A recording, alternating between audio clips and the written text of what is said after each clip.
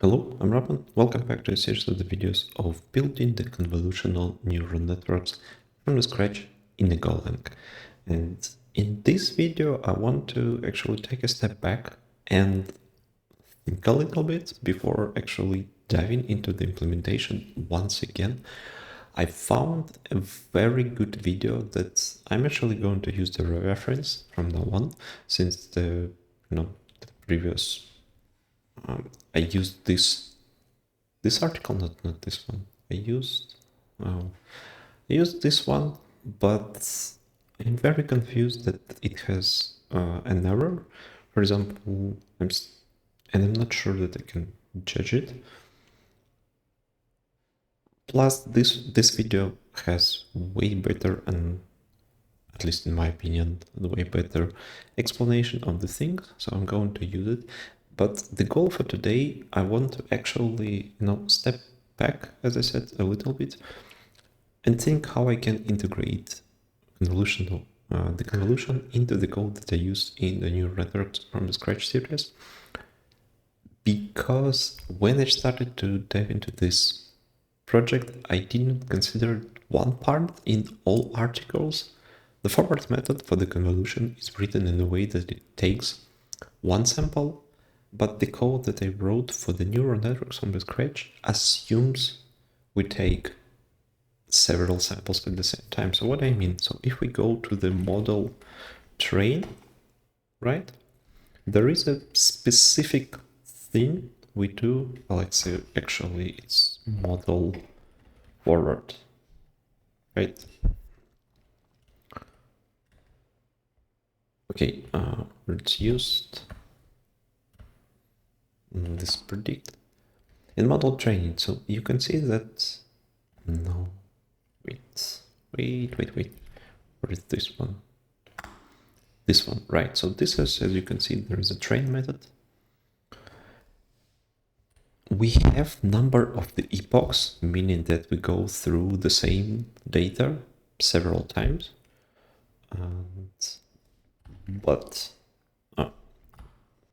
So if we take a look at, I think, this one, we can see that we have 100 epochs and we define the batch size. And then if we try to understand where the batch size is used, we can see that if we pass something to the batch size, we actually compute number of the steps.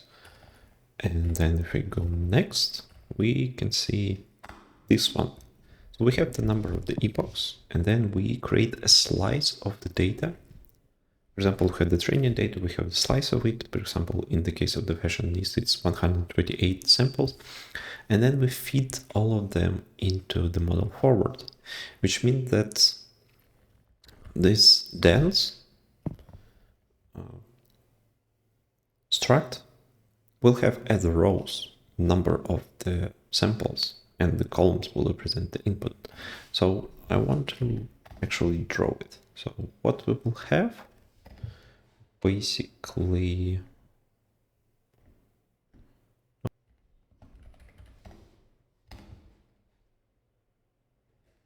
so this is, for example, what we will have for the dense layer is the input. So every row will represent the input, and yeah, we can name it as the input stuff. So okay, let me put it here. So this is the input, right? Okay, maybe I should do this. So this is the input, right?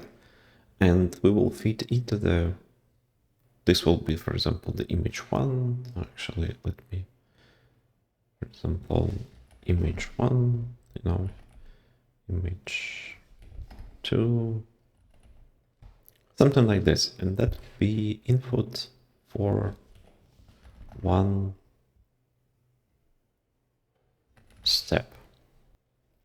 And for example, in the dense layer, so for example, we have, we have the dense layer one will have something like So for example, when we pass it through the first dense layer, we'll have something like this. So we'll have the list. For example, this is the number of the neurons, like 4, 5, 6, 7, 8, 9. For example, 9 neurons, right? I mean, so far, so good. Like, and then we'll have the same, like, no, I know, for example, up to dense layer, no, 3 output, something like this. So, and this is how the forward pass will look like, you know, so if we can show it as the, if we can visualize it like a data flow, it will be like this. Forward pass, one step from batch. So we will have the input and then we pass it and then we get the output. But now, I mean, like, but the crucial part is that the dense layer is, you know, how I can represent it. Let me do some things. So for example, this is the dense layer. You know, this is how it looks. So this is just a set of the values one by one. And the reason that we can actually pass multiple of the samples during the forward pass is because we'll use the matrix, well, we'll use the dot, not the dot product, we'll use the matrix product to perform all of the computations all at once. So if you take a look at the code, for example, we go into the dense. Basically what we have is, where it is? So we have the inputs, you know, this one, right? We have weights of the layers and we can just do the dot product, well, the matrix product, and it will perform, like it will use all of the weights from the layers. And as the result, we'll have the same number of the rows that we have as the input. Then we'll have the same number of the columns as the weights of the current layer. And the result of this operation will be the forward pass of the dense layer across multiple samples. But now let's take a look at how the forward pass looks in the convolution. And for this one, we'll use this video. I will put the link in the video description because I think this is the very good. I mean, so far this is the best explanation of building the neural networks from scratch that I actually saw. So let's take a look. Hopefully the sound will be recorded because it's actually the first time when I'm trying to record something from the macOS. So let's see. Convolutional layer from scratch. The convolutional layer takes in a three-dimensional block of data as input. In that case, the depth of the input is 3. The layer has trainable parameters, amongst them the kernels. That's the first thing. So they show input as depth 3 two-dimensional array. So I assume, like, can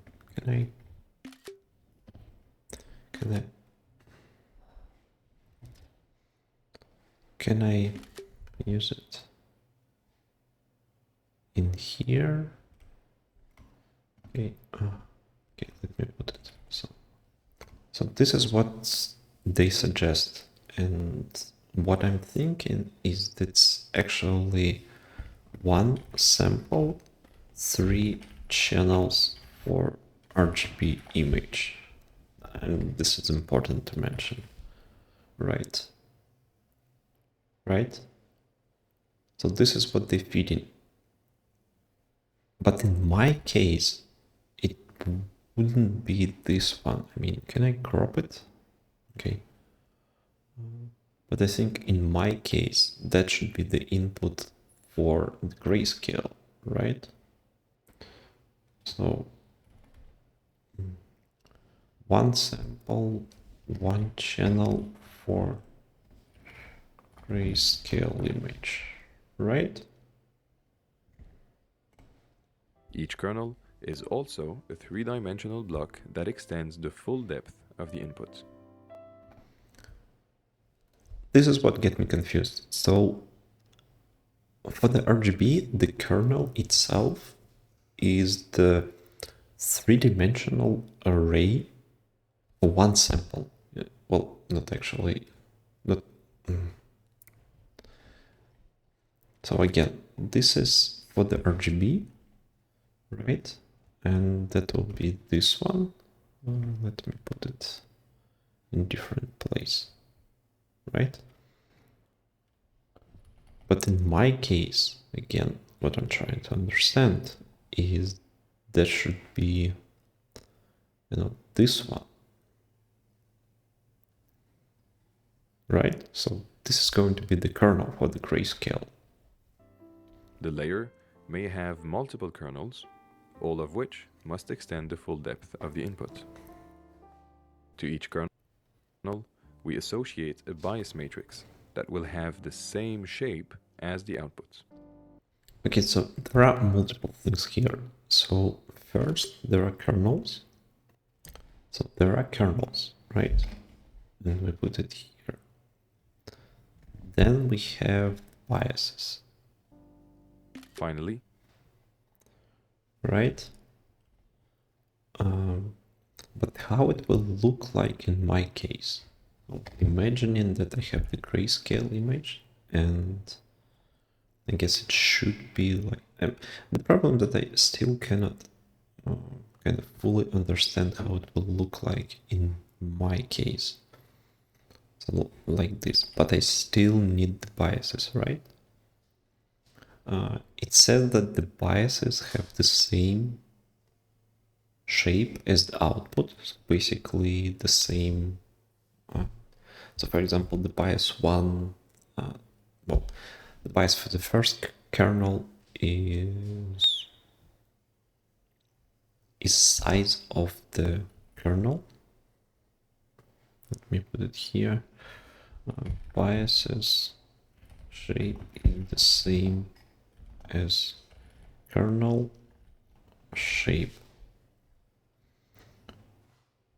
But in my case, for example, for the grayscale image, it means that I will have and all of this, for example, for the input is for one sample, right? Then we have the biases, and then we have kernels.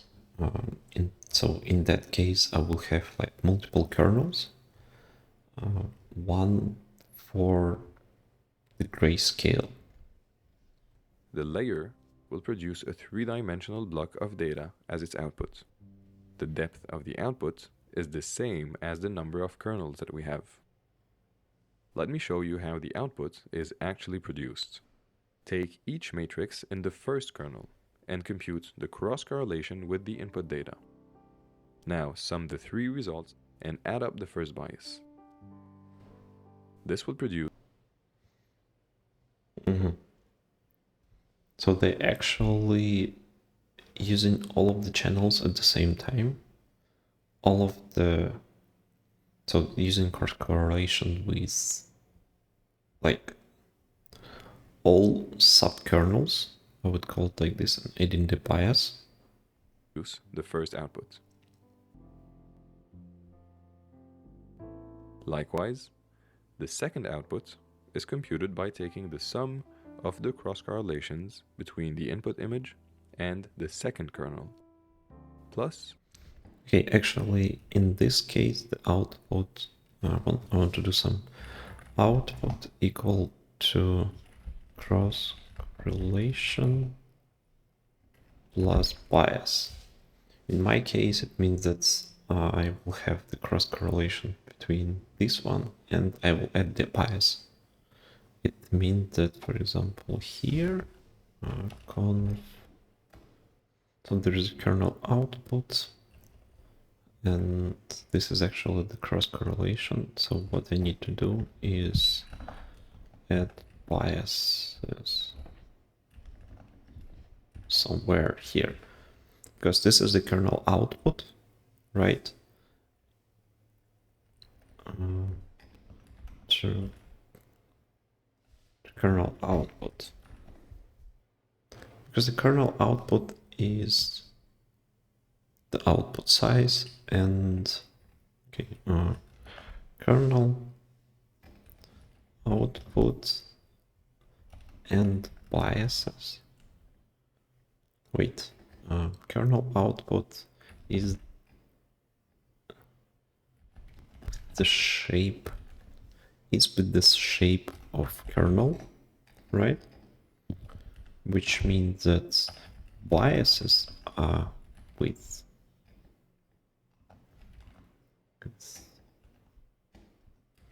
the shape of kernel. Can add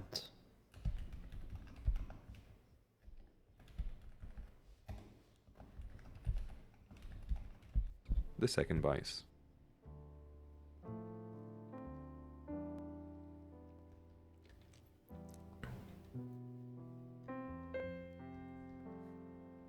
Now, we don't really need to bother with that much granularity.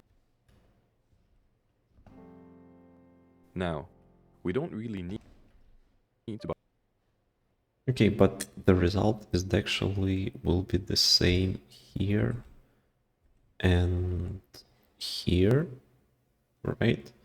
The only difference is that here it's actually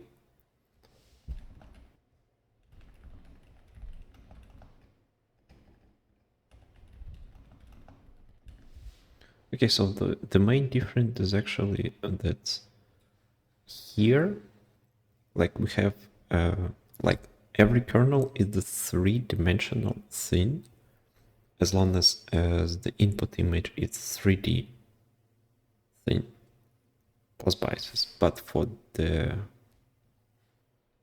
this one is actually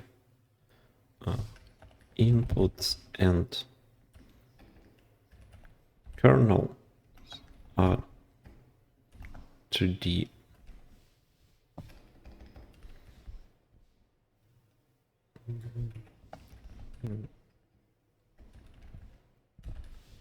So the input and kernels are 2D data for the grayscale, because we have one set of the values for the kernel, for each kernel, but we still have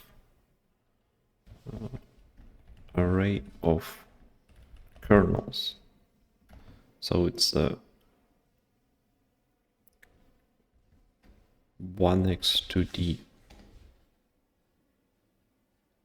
Well,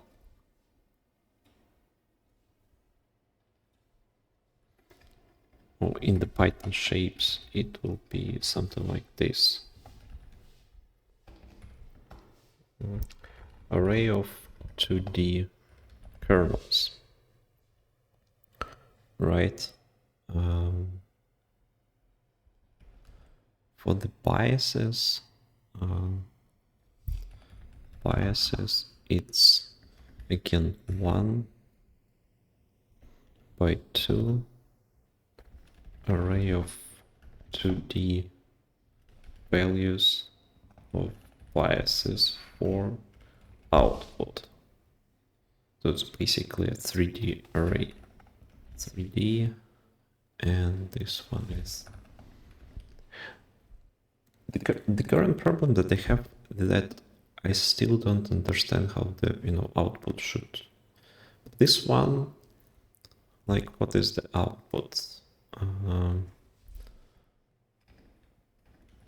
Output for one sample is array of 2D cross. So So the output for the one sample is actually one-dimensional array of 2D outputs of the... If I can represent it in a different way, I will do it like this. So, you know, if I would try to fit it into the way that I have implemented, where one row represents all of the things, so this is going to be the output, right? And I think so far it kind of the same. Right? Bother with that much granularity. So we will give each matrix a simple notation. We can now explicit the formula for each output matrix.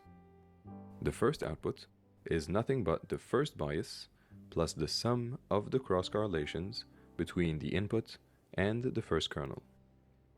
Okay, but still this implies what I was confused, like x1, x2, x3 is like in case of the image is the RGB, so I will put it here. And no, X is, for example, a channel from RGB image.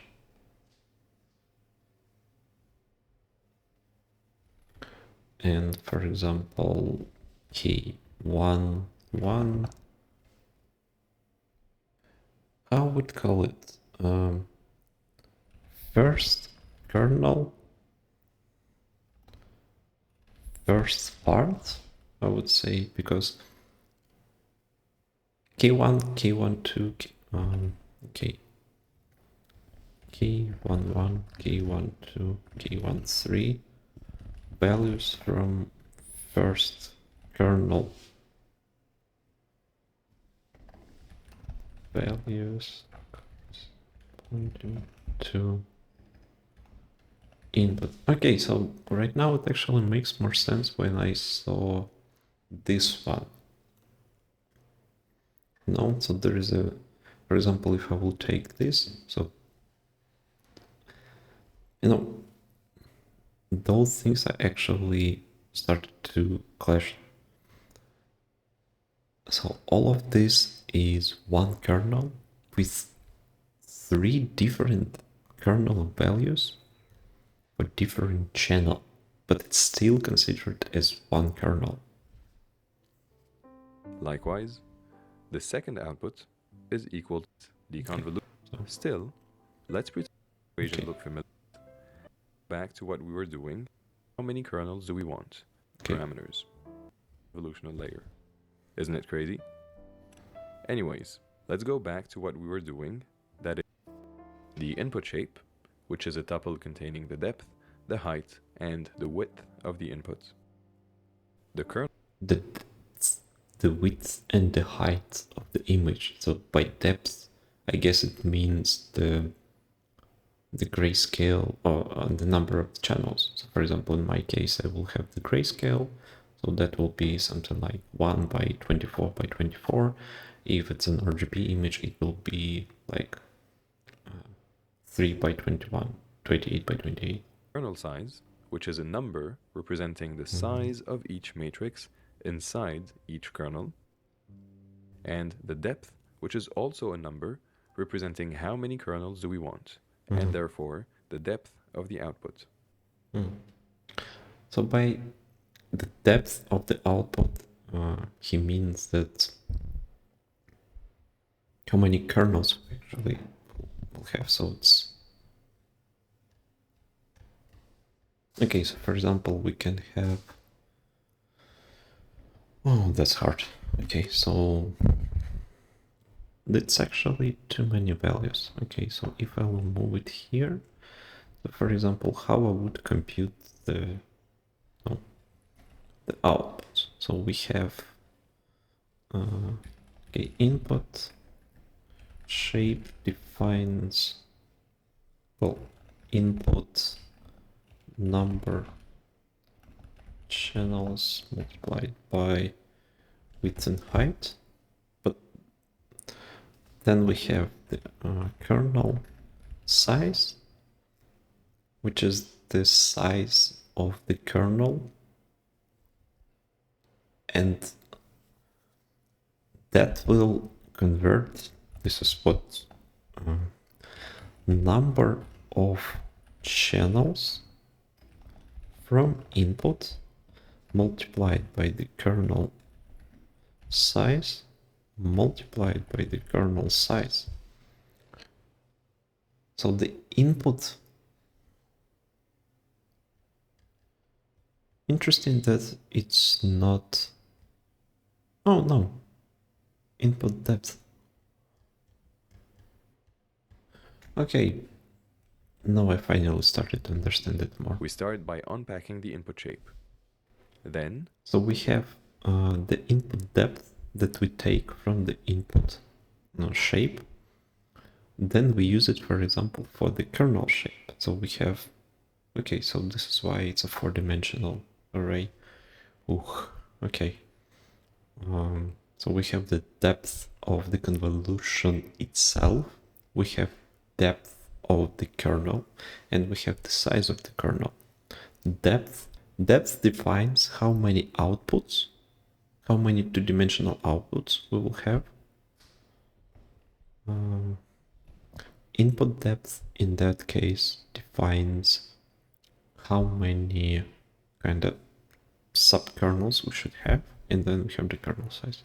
we compute the output shape. Okay, for the output shape, it's a little bit different because it's this is based on the formula we've seen before, and this is how we compute the output size for the valid cross correlation. So we have the input height minus kernel size plus 1. And the output shape will have the depth, which we define as the depth of the convolution itself, meaning how many kernels we will have. And then we define the 2-dimensional size of each output. You see that it has 3 dimensions. The first one is the depth, that is, the number of kernels. The last 2 are the height and the width of each output matrix, and are computed according to the formula that we saw at the beginning. That is, the size of the input minus the size of the kernel plus 1. The following line computes the shape of the kernels. This one is 4-dimensional, since we have multiple kernels, and that each kernel is a 3-dimensional block. Looking at the shape of the kernels. This one is 4-dimensional, since we have multiple kernels, and that each kernel is a 3-dimensional block. Okay, so depth meaning that multiple kernels, and this last 3 will define. Looking at these 4 dimensions, the first one is the number of kernels, or the depth. The second one is the depth of each kernel, which is the depth of the input. And the last 2 are the size of the matrices contained inside each kernel. Finally, we initialize the kernels and biases randomly. Note that we don't have to create a variable containing the shape of the biases, since they have the shape of the output. Okay, so this is how we store the data, but still we can store them. I mean, I guess it doesn't matter how we store them, right? I can store it as actually a 2-dimensional array, which won't be that convenient to use with the Golang, although I can do all of the computations outside of the Golang probably, and then just create the output. But the interesting part would be actually the output. The forward method takes in the input and computes the above formula. So, okay, so it takes the copy of the biases. We start by copying the current biases, since each output is equal to the bias plus something else. Then we create 2 nested for loops. The first one goes through the output depth. The first one, it goes through the output depth, meaning it defines how many outputs we will have. The second one through the input depth and keeps adding values to the output. Oh, okay, so then it goes through the input depth. Okay. And then it takes kernel ij and does the valid correlation. So ij meaning that we take in the last 2 dimensions of the kernels, meaning that this is the part of the kernel that corresponds to this output and to this input. You can see that we have used the SciPy library to compute the cross correlation. And so output I and I. Okay, and we actually sum. Okay, so this is how we. So we have the for loop over the output depth, and then we already took the biases, and then we just keep adding the results of the cross correlation into this one. Be mindful when using that function, it is not commutative, meaning that the order of the parameters matters. Notice also how we specified the mode of the correlation as a last parameter. And that's it for the forward propagation. Pretty short, wasn't it? Okay. And okay, so I'm actually will try to implement this one. Most likely I will actually drop it, like what I implemented before, because right now it makes way more sense for me. But for example, the output, what I'm trying to understand in that case, so how the output will look like. If I'm still want to use the Golang, that's going to be the same, but how this, I mean, I will try to. Okay, so we have the number of the samples, and for example, I want to do the convolution, right? Convolution.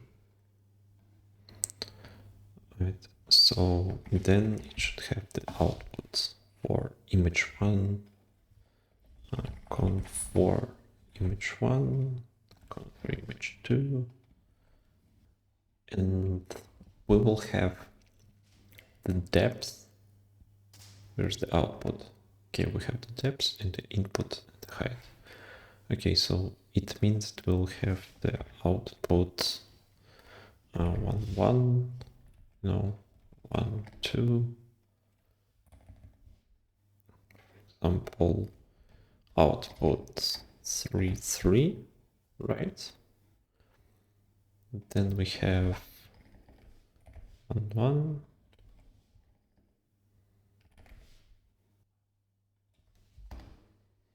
Okay, so it means that we will have the output. Okay, with the output, it's actually the same. I already did this. So for inside one row, okay.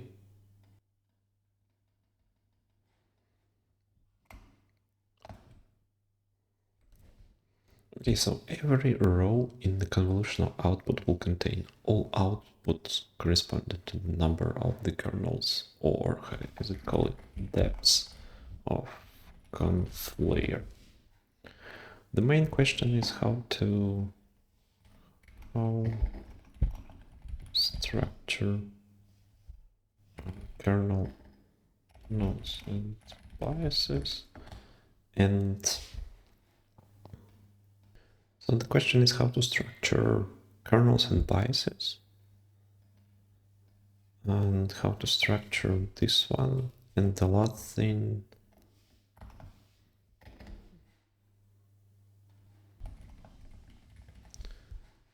and the one thing, maybe I should not use actually the Golang here, and actually, you know,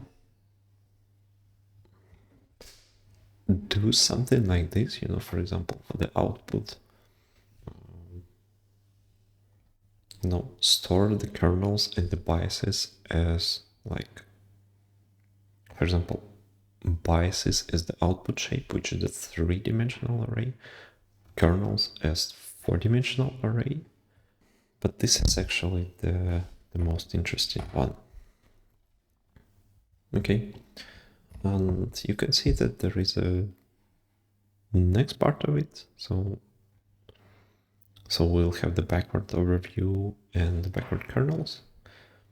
And this is what we're going to watch next time. But it should be, it should become better.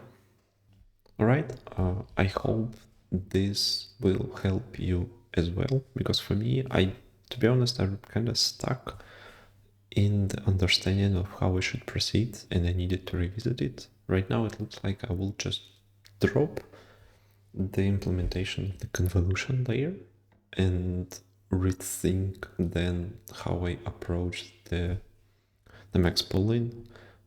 But I will finish with this one, and I'm actually going to implement this approach with 4-dimension. There is one thing that I'm still thinking. If we take a look at the layers interface, or maybe at forwards method, you can see that I'm passing the outputs directly. But right now I start to think maybe I should pass the layers interface, and in some cases do the type checking inside. So for example, for the max pooling, I can check that. Well, actually for the max pooling, it doesn't actually matter. But for example, for the convolutions, I can check what was the previous layer that it came from.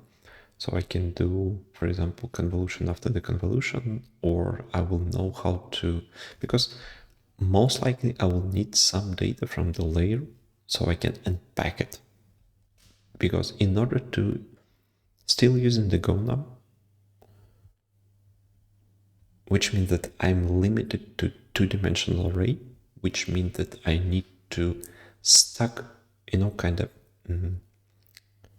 wrap all of the outputs from the previous layer for one sample into just one row. So in the next layer, I will know how to I can unpack it. This is the trickiest part. What are the benefits from it? I will still be able to use all of the things that implemented before. And yeah, and connect it with the dense layer, etc. I still have an open question about the optimizations, but maybe I will just, as we will take a look at the backward method, most likely for the convolution itself, it will just adjust the values as it's suggested here, and we won't use any of these optimizers, and we will leave optimizers only for the dense layer part. I'm not sure if it's something valid in terms of the machine learning, but at least I will try. But for now, thank you for watching, and I see you in the next video. Bye bye.